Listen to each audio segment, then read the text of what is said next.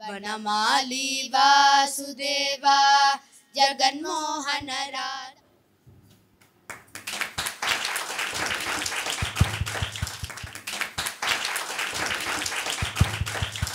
வித்தகனே ராமாவோ நின்ன பயம். மகாபாரத பாராயணத்தின் துவக்க விழாவாக இன்று விஜயதசமி நாள் இந்த சுபமுகூர்த்தத்தில் எனக்கு பேச வாய்ப்பளித்த அத்தனை பேருக்கும் என் நெஞ்சார்ந்த நன்றியை தெரிவித்துக் கொள்கிறேன்.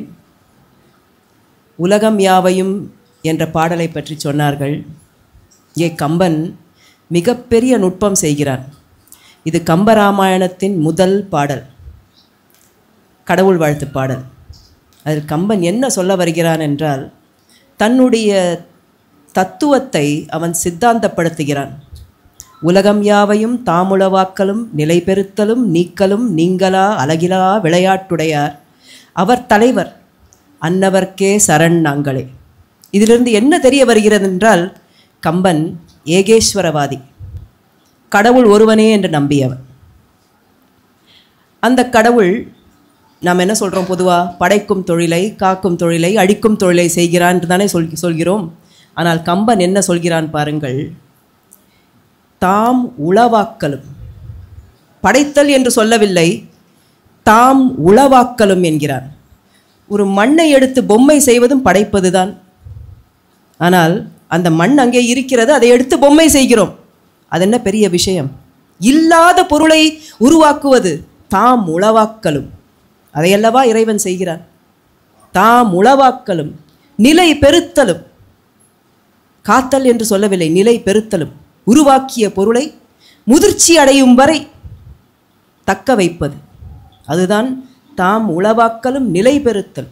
இந்த கடைசி சொல் தான் ரொம்ப அழகான சொல். அழித்தல்னு போடலையே, நீக்கல்.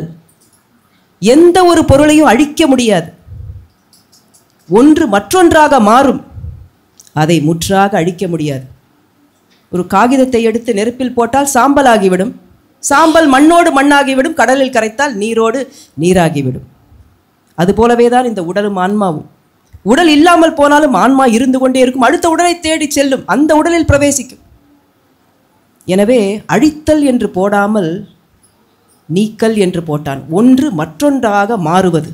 அப்படி என்றால் அழித்தல் என்ற அந்த கோட்பாடே இல்லை. எல்லாம் வளர்ச்சி வளர்ச்சி வளர்ச்சி, பரிணாம வளர்ச்சி, ஒன்று மற்றொன்றாக மாறுவது. இந்த முத்தொழிலையும் செய்கிறான் அவன்.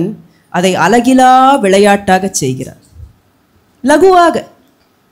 ஒன்றும் பெரிய விஷயமே இல்லை அவனுக்கு, விளையாட்டாக செய்கிறான், தொடர்ந்து செய்து கொண்டே இருக்கிறான். அழகிலா விளையாட்டுடையான் அவன் தலைவன். தலைவனுடைய விளக்கம் சொன்னார்கள். அதற்கு இன்னொரு விளக்கம் அண்மையில் கிடைத்தது. கம்பன் வாழ்ந்த காலம் முடியாட்சி காலம். அரசர்கள் இருந்தார்கள், அரசர்களுக்கு மக்கள் கீழ்ப்படிந்திருந்தார்கள். மன்னன் எப்படியோ மக்கள் அப்படியே. எனவே அரசனைப் போலவே ஆண்டவனுக்கு நாம் கீழ்ப்படிந்திருக்க வேண்டும் என்பதற்காக அவனை தலைவன் என்று சொல்கிறான் கம்பன். இந்த தலைவனிடம் அனைவரும் சரணடைய வேண்டும், இதுதான் கம்பனின் கோட்பாடு. அவன் சித்தாந்தம் ஏகேஸ்வரவாதம், அவன் கோட்பாடு சரணாகதி. அவ்வளவுதான். எனவே ராமாயண காப்பியத்தை சரணாகதி காப்பியம் என்கிறோம். சரணடைந்தால் எந்த துன்பமும் இருக்காது, பரமபதத்தை நோக்கி பயணிக்கலாம். இதுதான் கம்பனின் கோட்பாடு. ஆனால் இந்த இடத்தில் Kamban there is an omission, முக்கியமான ஒரு விஷயத்தை சொல்லாமல் விட்டுவிடுகிறான். அவன் தலைவன், கடவுள் ஒருவன். அவன் யார், அவன் பெயர் என்ன, அவன் எப்படி இருப்பான், நாமத்தையும் ரூபத்தையும் சொல்லவில்லை. இந்த இடத்தில் சொல்லவில்லை, வேறொரு இடத்தில் சொல்கிறான். அந்த பாட்டு உங்களுக்கு தெரிஞ்சிருக்கும். வெய்யோனொளி தன்மேனியின் விரிஜோதியில் மறைய பொய்யோ எனும் இடையாளோடும் இளையானோடும் போனான். மையோ மரகதமோ மறிகடலோ மழை முகிலோ ஐயோ இவன் வடிவென்பதொரு அழியா அழகுடையான். வெய்யோன், வெய்யோன் என்ற சொல்லுக்கு கொடுமை என்றும் பொருள் உண்டு, வெப்பம் என்றும் பொருள் உண்டு. பெரிய விஷயம்லாம் இல்லை. ராமன் காட்டுக்கு போகிறான், பிராட்டியும் இளைய பெருமாளும் உடன் செல்கிறார்கள். இவ்வளவுதான் விஷயம். கம்பன் என்ன சொல்கிறான், நடுப்பகலிலே இந்த சூரியனின் வெப்பமான கிரணங்கள் பூமியை காந்துகின்றது. எம்பெருமான் நடந்து செல்கிறான். எம்பெருமானின் மேனி ஒளி அந்த சூரியனின் ஒளியை மங்கச் செய்கிறது. எம்பெருமானின் மேனி கருமேனி அல்லவா? கருமேனியில் சூரியனின் ஒளி பிரதிபலிக்குமா? கண்ணங்கரையில் ஒரு கல் எடுத்து வைங்க, அதில் வெளிச்சத்தை பாய்ச்ச பாருங்க, பிரதிபலிக்குமா? விஞ்ஞானத்திற்கு புறம்பான ஒரு விஷயத்தை சொல்கிறான் கம்பன் என்றால், உங்கள் கண்ணுக்கும் என் கண்ணுக்கும் எம்பெருமானின் கருமேனி தெரிகிறது, கம்பனுக்கு அவன் ஆன்ம ஒளி தெரிகிறது. சூரிய பிரகாசம் அவன் ஆன்ம ஒளியில் பட்டு பிரதிபலிக்கிறது. வெய்யோன் ஒளி தன்மேனியின் விரிசோதியில் மறைய. அவன் மிகப்பெரிய கருணாமூர்த்தி அல்லவா? அவனோடு இளைய பெருமாளும் வருகிறான், பிராட்டியும் வருகிறாள். இருவரும் இளையவர்கள். ராமன் காட்டுக்கு போன போது ராமனுக்கு 16 வயசு, பிராட்டிக்கு 12 வயசு. இருவரும் உடன் செல்கிறார்கள். இந்த கருணாமூர்த்தி முன்னே சென்று அந்த சூரியனின் வெப்பத்தை தன்மேனியில் வாங்கி கொண்டு இவர்களுக்கு நிழல் தருகிறார். பொய்யோ எனும் இடையாளோடும் இளையானோடும் போனான். சீதை அவ்வளவு மெல்லியவள், இடை இருக்கிறதா இல்லையா என்று சந்தேகமாக இருக்கிறது. இந்த சின்ன குழந்தையை கூட்டிக் கொண்டு இவன் காட்டுக்கு போகிறான். இவள் எப்படி சூரியனின் வெப்பத்தை தாங்குவாள்? எனவே எம்பெருமான் அந்த வெப்பத்தை தன்மேனியில் வாங்கி கொண்டார். இதை பார்த்து பார்த்து பரவசமடைந்து பூரித்து போய் கம்பன் இதை நமக்கு சொல்ல விரும்புகிறான். எப்படி சொல்வது? எம்பெருமானின் மேனி அழகுக்கு எதை ஊமையாக சொல்வது? மையோ, மரகதமோ, மறிகடலோ, மழைமுகிலோ? மை கருமை நிறம் வாய்ந்தது எம்பெருமான் மேனியைப் போலவே. மரகதம் பச்சை கரும்பச்சை வண்ணம், ஒளி வீசும் எம்பெருமானின் மேனியைப் போலவே. மறிகடல் பறந்து விரிந்திருக்கிறது எம்பெருமானின் தோள்களைப் போல. மழை முகில் கொஞ்சம் வெண்மை கலந்த கருமை எம்பெருமானின் திருப்பாதத்தைப் போல. ஆனால் இந்த 4 பொருள்களையும் சொல்லிவிட்டு ஒன்றையும் நிலைநிறுத்தாமல் ஐயோ என்று கையை விரிக்கிறான் கம்பன். மை கருமை நிறம் வாய்ந்தது எம்பெருமானின் மேனியைப் போலவே. ஆனால் அந்த மையை இட்டதும் கண்ணுக்கு அது எரிச்சல் தரும். எம்பெருமானின் மேனி அழகு ஒரு பொழுதும் எரிச்சல் தராத ரூப சௌந்தரியம் அல்லவா? தள்ளு மையை. மரகதம் குளிர்ச்சியான பச்சை வண்ணம் எம்பெருமானின் மேனியைப் போல. ஆனால் அது ஒரு கல், அழுத்தமான பொருள், குத்தும் தன்மை உள்ளது. எம்பெருமானின் தன்மை எப்படிப்பட்டது? ஒருவரையும் வருத்தாமல், ஒருவரையும் நோகடிக்காமல் எந்நேரமும் இன்பம் தருபவன் அல்லவா அவன். மரகதம் அவனுக்கு பொருந்தாது. தள்ளு மரகதத்தை. மறிகடல் எம்பெருமானின் தோள் வண்ணத்தை போல் பறந்து விரிந்திருக்கிறது. ஆனால் அந்த கடலின் உப்பு நீர், அந்த உப்பு நீர் கரிக்கும், அதை சுவைக்க முடியாது. ஆனால் ராமநாமத்தை சொல்ல சொல்ல சுவை கூடும். இந்த உப்பு கரிக்கும் நீரை இனிக்கும் ராமநாமத்துக்கு உமையாக சொல்ல முடியுமா? தள்ளு மறிகடலை. மழை முகில். மழை என்பது இறைவனின் கருணையின் குறியீடு. அது உயிர்களை வாழ வைக்க வருகிறது. கொஞ்சம் வெண்மை கலந்த கருமை, கொஞ்சம் ராமனுடைய நிறத்திற்கு உமையாக சொல்லலாம் போல இருக்கிறது. ஆனால் ஒரே ஒரு பிரச்சனை, மழை பெய்துவிட்டு அந்த மேகம் அப்படியே வெளுத்து போகும், ஒரு சொட்டு நீர் இல்லாமல் வத்தி போகும். ஆனால் எம்பெருமானின் கருணை மழை அது வற்றவே வற்றாது. ஒருபொழுதும் வெளுத்து போகாத கருமை வண்ணம் அவனுடையது. தள்ளு மழை முகிலை. இந்த 4 பொருள்களையும் நிலைநிறுத்தாமல் ஐயோ என்று கம்பன் கையை விரிக்கிறான். மையோ, மரகதமோ, மறிகடலோ, மழைமுகிலோ என்று கம்பன் சொன்னது அவனுடைய தத்துவ தேடல். தத்துவம் என்றால் என்ன? ஒரு பொருளில் இல்லாத விஷயத்தை தேடுவதல்ல, தெரிந்த பொருளின் நுணுகி நோக்கி அதன் உண்மையை அறிவதுதான் தத்துவ அறிவு. எத்தனையோ பொருள்கள் நம் பழக்கத்தில் உள்ளன, நம்மை சூழ்ந்து எத்தனையோ புவனங்கள் இருக்கின்றன. அந்த ஒவ்வொன்றாக ஆய்ந்து ஆய்ந்து இதன் தன்மை என்ன, இதன் இயக்கம் என்ன, இது எனக்கு பொருந்துமா என்று தேடி தேடி நிலையான பொருளை கண்டெடுப்பதுதான் தத்துவ அறிவு. கம்பன் தேடுகிறான். மையோ, மரகதமோ, மறிகடலோ, மழைமுகிலோ என்று தேடுகிறான். அந்த தேடலுக்கு அவனுக்கு கிடைத்த விடை அந்த பிரம்ம ஞானம். அதுதான் ஐயோ என்ற பயனற்ற சொல். அந்த ஐயோ என்ற சொல்லில் அந்த இடத்தில்தான் அவனுக்கு ஞானம் கிடைக்கிறது. ஞானம் என்றால் என்ன?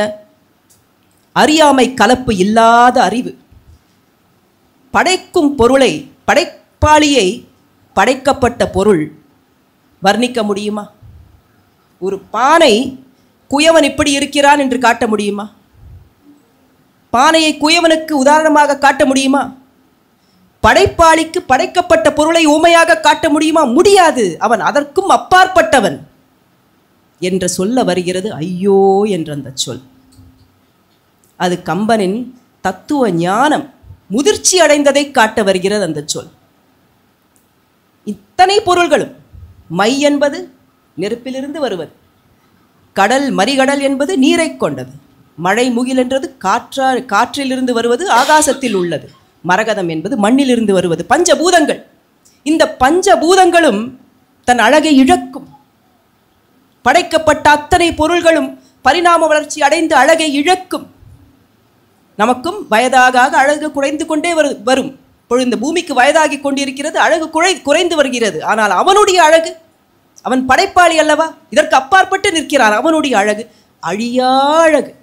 ஐயோ இவன் வடிவென்பதொரு அழியா அழகுடையான். இங்கேதான் கம்பன் தத்துவ ஞானியாக நிற்கிறான். இந்த ஐயோ என்ற பயனற்ற சொல்லை ஒரு மகா வாக்கியமாக்கி காட்டுகிறான். அகம் பிரம்மாஸ்மி என்ற மகா வாக்கியம் இருக்கிறதல்லவா, கம்பன் கையில் ஐயோ என்ற அந்த சொல்லும் ஒரு மகா வாக்கியமாக்கி ஆகிவிடுகிறது. இங்கே இத்தனை இளைஞர்களை பார்க்கும்போது மனசுக்கு ரொம்ப சந்தோஷமாக இருக்குது. தத்துவ ஞானம் என்பது முதிர்ச்சியில் வர வேண்டியது அல்ல, வாழ்க்கையின் ஆரம்பத்தில் வர வேண்டியது. வாழ்க்கையின் ஆரம்பத்தில் தத்துவ ஞானம் வந்தால்தான் ஒரு அருமையான வாழ்க்கையை கட்டமைக்க முடியும். இத்தனை இளைஞர்கள் வந்திருக்கிறார்கள், மனசுக்கு ரொம்ப சந்தோஷமாக இருக்குது. ஆனால் இந்த சொல்லை பற்றி ஒரு சில வார்த்தைகள் சொல்ல விரும்புகிறேன். சொல் அளவு கடந்த சொற்கள் கொட்டி கிடக்கின்றன. பஞ்சமே இல்லை. தண்ணிக்கு பஞ்சம் வந்துருச்சு, கொஞ்ச நாளில் மூச்சு விடுற காற்றுக்கும் பஞ்சம் வந்துடும். சொல்லுக்கு பஞ்சம் வரவே வராது. ஆனால் பெரும்பாலும் நாம் பாவிக்கும் சொற்கள் பயனற்ற சொற்களாக இருக்கின்றன, காந்தும் சொற்களாக இருக்கின்றன, வெறுப்பூட்டும் சொற்களாக இருக்கின்றன, நெருப்பை கக்கும் சொற்களாக இருக்கின்றன. சொல் அழிக்கவும் வல்லது, காக்கவும் வல்லது. ஐயோ என்ற ஒரு பயனற்ற சொல்லை ஒரு மகா வாக்கியமாக்கி காட்டுகிறான் பாருங்கள் கம்பன். எனவே சொல்லும் சொல் பயனுடைய சொல்லாக இருக்க வேண்டும்.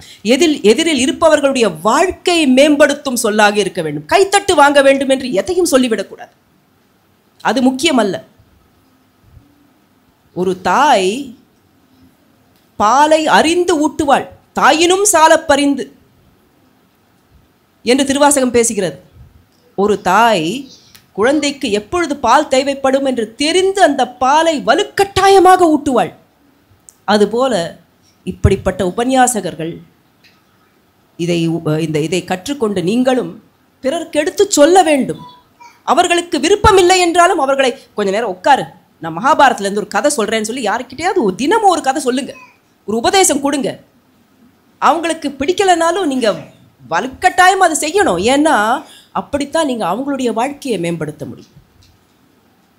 அவங்களுக்கு நீங்கள் சொன்ன போது அவங்களுக்கு விருப்பம் இருக்காமல் இருந்தாலும் அப்புறமா அவங்களுக்கு அதோடைய பலன் என்னங்கிறது புரிய வரும். எனவே சொற்களை பயனுடையதாக மாற்றிக்கொண்டு சொற்களை பிறர் வாழ்க்கையை மேம்படுத்த பயன்படுத்த வேண்டும். இதற்கு மேலே நான் பேசினா பயனில் சொல் பாராட்டும் குற்றத்துக்கு நான் ஆளாகி விடுவேன். எனவே இத்தோடு என் உரையை முடித்துக்கொண்டு வாய்ப்பளித்தமைக்கு நன்றி பாராட்டி விடைபெறுகிறேன்.